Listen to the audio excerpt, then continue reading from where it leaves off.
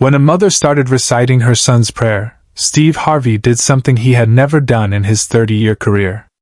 The lights were blazing. The cameras were rolling.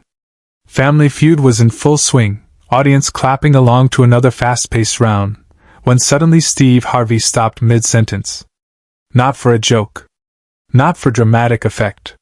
He stopped because he heard something that made the entire studio hold its breath. A woman in the third row had stood up, trembling, holding a small piece of worn paper in her hands. And when she began to speak, everything changed.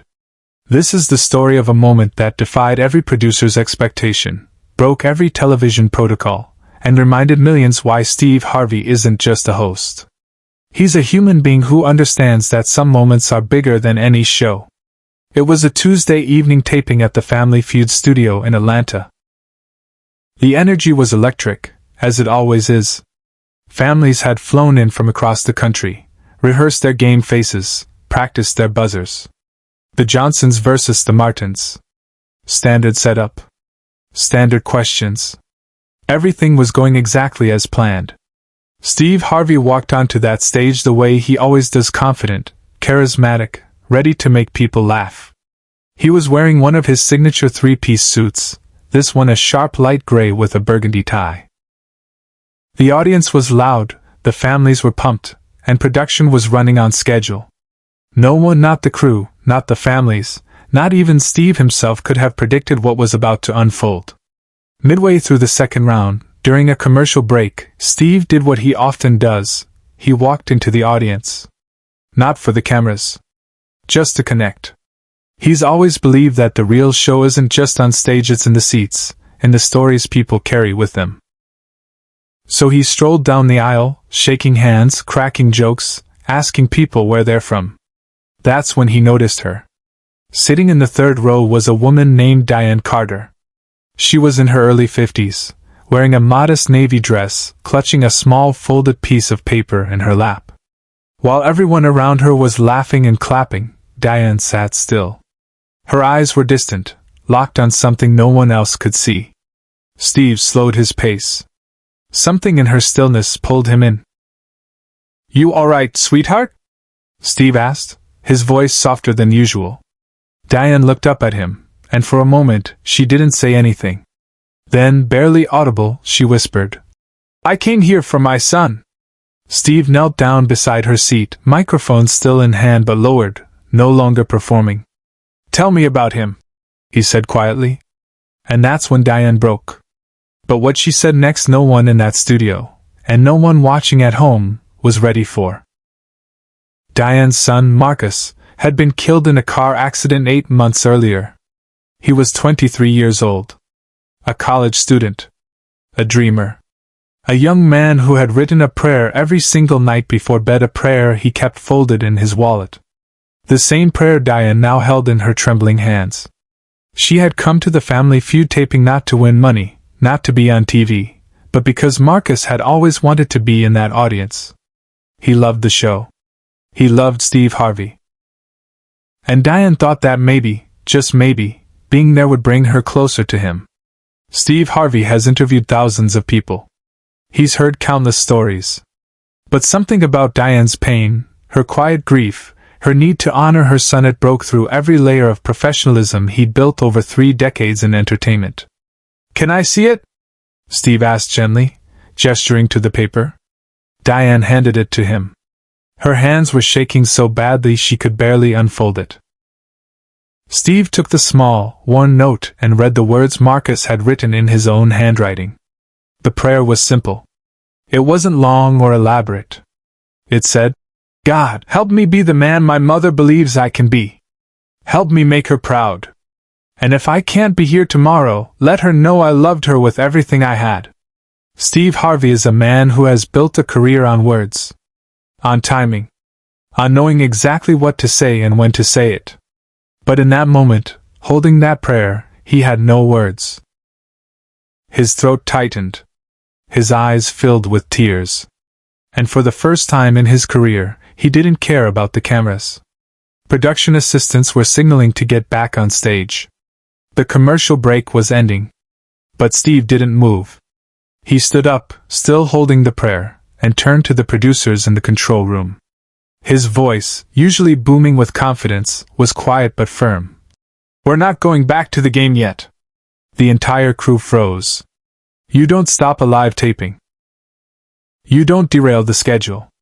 But Steve Harvey wasn't asking for permission. He was telling them what was about to happen. He turned back to Diane, and in front of everyone in that studio, he did something extraordinary. He asked her if she would read Marcus's prayer out loud. Not for the show. Not for the cameras. For herself. For her son. For everyone in that room who needed to hear it. Diane stood, tears streaming down her face, and began to recite the words her son had written. And that's when the entire studio fell into a silence so deep, you could hear people breathing. "God, help me be the man my mother believes I can be." Her voice cracked. She paused. Steve stepped closer, placing his hand on her shoulder. The audience, hundreds of people who moments ago had been clapping and cheering, now sat in complete stillness. Some had their hands over their mouths. Others were crying openly.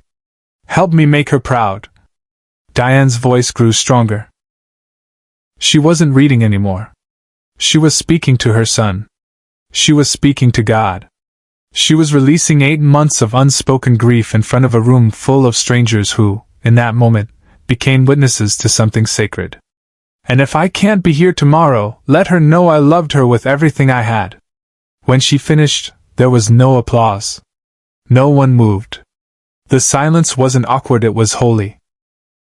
Steve Harvey, a man known for filling every silence with humor, stood there and let the moment breathe. He didn't try to fix it. He didn't try to move past it. He honored it. Then, slowly, Steve did something no one expected. He took off his jacket. That beautiful, perfectly tailored gray jacket, and he draped it over Diane's shoulders. "Marcus wanted you to know he's proud of you," Steve said, his voice breaking. "And I want you to know that what you just did took more courage than anything I've ever seen on this stage." The audience erupted not in applause, but in a standing ovation that felt less like celebration and more like collective release. People were hugging strangers. The competing families on stage had come down into the aisle. Even the crew members, people who'd seen hundreds of tapings, were wiping their eyes. Subscribe and leave a comment because the most powerful part of this story is still ahead. But here's what most people don't know. What happened after the cameras stopped rolling? Because while millions would eventually see a shortened version of this moment, what transpired in the minutes that followed is what truly defines who Steve Harvey is. After the taping ended, Steve didn't leave. He stayed with Diane for over an hour. He sat with her in the green room, away from everyone else, and he listened. He asked about Marcus. About his dreams. About his laugh. About the little things only a mother remembers. Steve told Diane about his own struggles. About the years he spent homeless, sleeping in his car, wondering if he'd ever make it. About the prayers he used to say when he had nothing left but hope. He told her that Marcus's prayer wasn't just beautiful, it was a reflection of the kind of man he already was. Before Diane left that night, Steve gave her something. It wasn't just his jacket. He gave her his personal phone number, handwritten on the back of his business card. "If you ever need to talk," he said, "you call me. Not my assistant. Not my manager. Me." And Diane did call. Not right away. But weeks later, on what would have been Marcus's 24th birthday, she called that number. And Steve answered. They talked for 30 minutes. He prayed with her. He reminded her that grief doesn't have a timeline, and that honoring Marcus's memory wasn't about moving on, it was about moving forward with him in her heart. Behind the scenes, Steve made a decision that defied every producer's expectation. He told his team that he wanted Diane's story to air in full. Not edited down to a 2-minute segment. Not packaged into a feel-good moment. He wanted people to sit with the discomfort of grief. To witness the power of a mother's love. To understand that television, at its best, isn't about entertainment, it's about connection. The episode aired 3 weeks later. And the response was unlike anything Family Feud had ever seen. The network received over 50,000 messages, letters, emails, calls, people sharing their own stories of loss, parents who had lost children, children who had lost parents, strangers reaching out to each other, bound together by the universal language of grief and hope. Diane received hundreds of messages from people who told her that Marcus's prayer had changed their lives, that it had given them permission to grieve, to pray, to believe that love doesn't end when life does. And Steve? He kept that prayer. He had it framed and hung in his office. Not as a trophy, not as a memento, but as a reminder. A reminder that no matter how big the show gets, no matter how many laughs he delivers, the moments that matter most are the ones where he stops being a host and starts being human. Years later, in an interview, Steve was asked about that night. About why he stopped the show. About why he broke protocol. His answer was simple. Because some things are bigger than television. Some moments demand that you stop everything and just be present. Diane didn't need a game show that night. She needed to be seen. She needed to be heard. And if I can use this platform to give someone that, then that's the whole point of why I'm here. The jacket Steve gave Diane? She still has it. She wears it on Marcus's birthday every year. And every time she does, she remembers that night in that studio, when a stranger became family, and a prayer written by a young man became a message heard by millions. Share this story and subscribe because moments like this remind us what truly matters. Make sure this story is never forgotten. This wasn't just a moment on a game show. It was a testament to the power of compassion, to the courage of a grieving mother, to the legacy of a young man whose words continue to echo long after he's gone. Steve Harvey didn't just stop a show that night. He stopped pretending that entertainment is more important than empathy. He reminded an entire studio, and eventually the world, that sometimes the most important thing you can do is simply pause, listen, and let someone know they're not alone. And Marcus's prayer? It's still being shared. Still being recited. Still being passed from parent to child, from friend to friend, as a reminder that the best way to be remembered is to live a life that makes the people you love proud. Because in the end, that's what Marcus did. That's what Diane continues to do. And that's what Steve Harvey showed us all how to do: just be present, be human, and never be afraid to stop the show when something truly matters. But this story doesn't end with that taping. In fact, what happened in the months that followed became just as powerful as that night in the studio. 3 months after the episode aired, Steve received a letter. Not an email. A handwritten letter, postmarked from a small town in Ohio. It was from a father named Robert who had watched the episode with his teenage daughter. Robert wrote that he and his daughter had been estranged for over a year. They lived in the same house but barely spoke. The wounds of divorce, of broken promises, of teenage rebellion had created a canyon between them that seemed impossible to cross. But that night, sitting in the living room, they watched Diane recite Marcus's prayer together. And when it was over, his daughter turned to him and said, "Dad, I don't want to wait until it's too late to tell you I love you." Robert's letter ended with these words. "Steve, you didn't just stop a show. You stopped a cycle of silence in my home. Thank you for showing my daughter that vulnerability isn't weakness. It's the bravest thing we can do." Steve kept that letter in the same frame as Marcus's prayer. And Robert's story wasn't unique. Hundreds of similar letters arrived. A widow in Texas who finally allowed herself to grieve her husband's death after holding it in for 3 years. A young man in California who called his estranged mother after a decade of silence.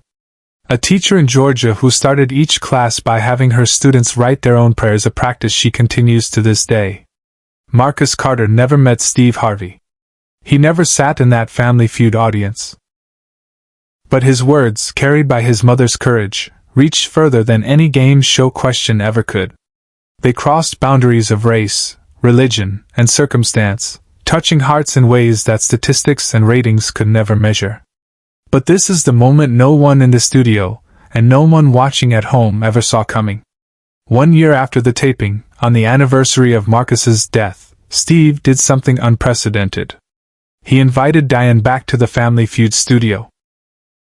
Not as an audience member. As a guest of honor. He dedicated an entire episode to Marcus's legacy, featuring families who had been impacted by his prayer. On that stage, in front of a live audience, Steve presented Diane with something extraordinary, a scholarship fund established in Marcus's name. The fund, seeded with donations from viewers who had been moved by the story, would help young people pursue their education dreams just as Marcus had been doing before his life was cut short. Diane stood on that stage, once again holding that small piece of paper, and this time when she read Marcus's prayer, her voice didn't break. It soared. Because she wasn't reading words of grief anymore. She was reading words of legacy. Words that had sparked a movement of compassion, connection, and courage across the country. The audience didn't just applaud. They stood as witnesses to the truth that grief, when shared, becomes lighter. That pain, when acknowledged, loses its power to isolate. And that sometimes the most profound impact we can have on the world comes not from what we accomplish, but from the love we leave behind. Steve Harvey, standing beside Diane on that stage, said something that summarized everything this moment represented. Television is temporary. Ratings come and go. But compassion? That's eternal. And what happened here, what Marcus started and what Diane carried forward, that's going to outlive every episode I've ever done. Today, the Marcus Carter Memorial Scholarship has helped over 200 students attend college. Each recipient is asked to write their own prayer, a reflection of who they want to be, what they want their legacy to represent. And every single one of those prayers starts the same way Marcus's did, with hope, with love, and with the courage to believe that even when we're gone, the best parts of us remain.